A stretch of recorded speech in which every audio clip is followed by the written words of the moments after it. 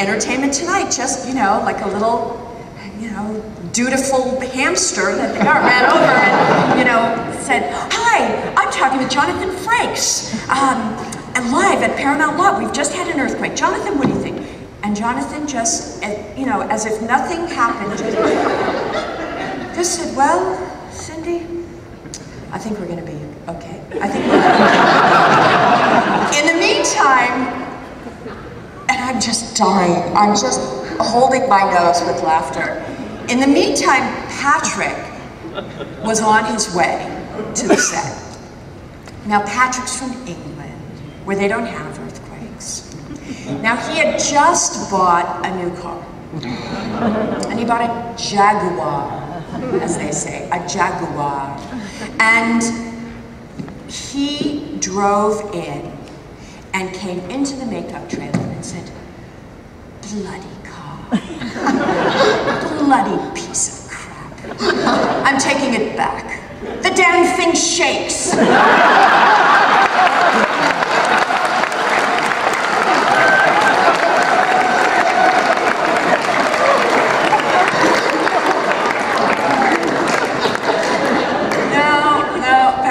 That was an earthquake. That was an earthquake. Earthquake? An earthquake? Oh my God, an earthquake. So it was, that's one of my faves. Thank you so very much.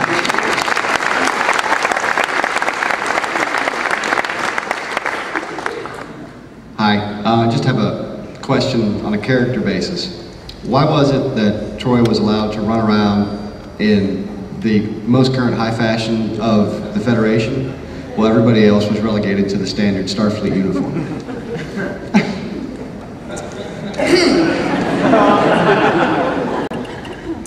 Well, does the word sex mean?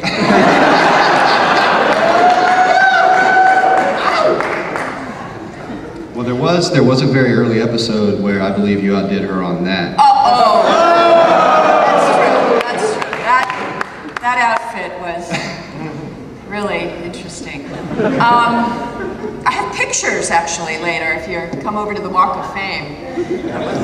Memorialized forever. I think that if you look back in that early first year, you know, there's I think one episode when we were actually wearing those silly things they had us wear, skirts. Skirt shorts? That was a good idea.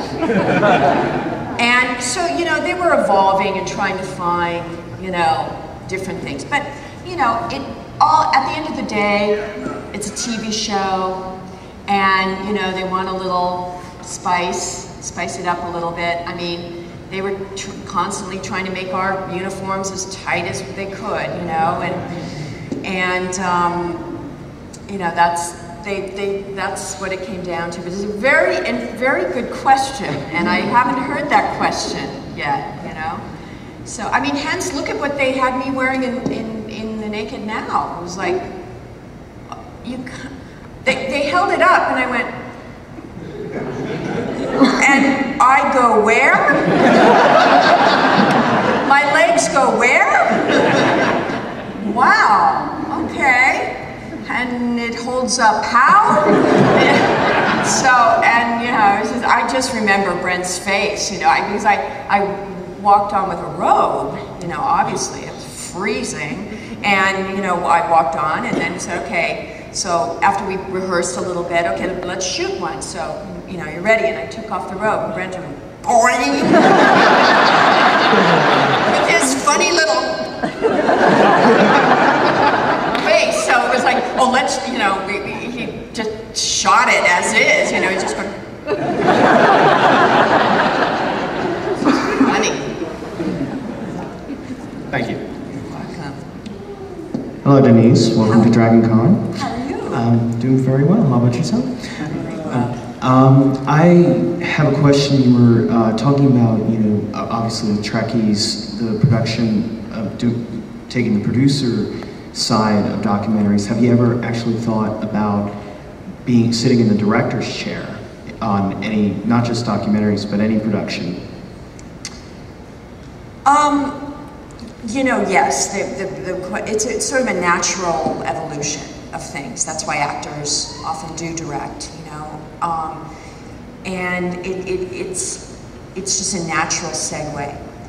And then I remember how hard of a job it is, It just, you're there 24/7. I mean, there's never a break. There's a million people counting on you, and it's just a really hard job. With that being said, though, I think that I probably will at some point do some directing. I also really love writing, though, so I go back and forth between. But the writing is a very isolating thing, and whereas directing really is the opposite. So you're just so much with people, and that's that. So I have those two. I'm juggling those two parts of me. I have a Gemini rising, so I have that dual stuff going on. I can never buy one thing, at a store. So if I find a shirt, I have to buy one in the other color too. It's really a weird thing, but I know that about myself now, so I just embrace it. So. Well, thank you very much. You. Yes. Hi. Hello. First of all, it's a real honor to meet you in person. Well, thank you, honey, and the pleasure's mine. I have two questions. What did you think of your character as Sela and the last episode that you did, Yesterday's Enterprise, when you came back? Well, Yesterday's Enterprise is my favorite, personal favorite. I mean, that was such a unique experience. Totally took me by surprise. Never thought that would even come about. When you're dead, but not really. So I was so pleasantly surprised, and when I read I was given a call by the producer, and then I read the script, and it was just so well done, and on so many levels.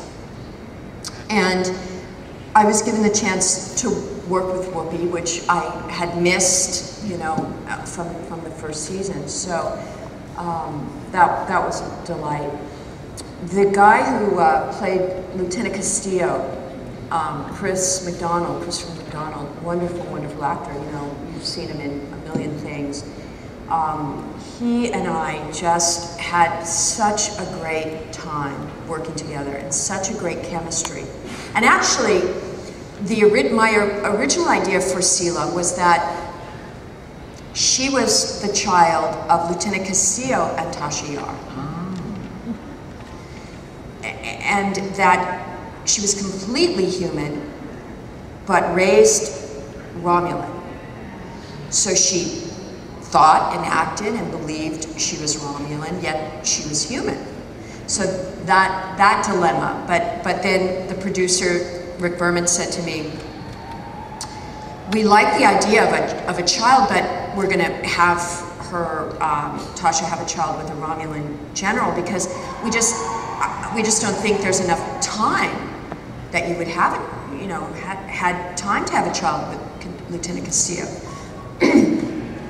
And I said, well, I don't know how long it takes you, but 2 minutes tops, right? I mean, but he said, no, just kidding.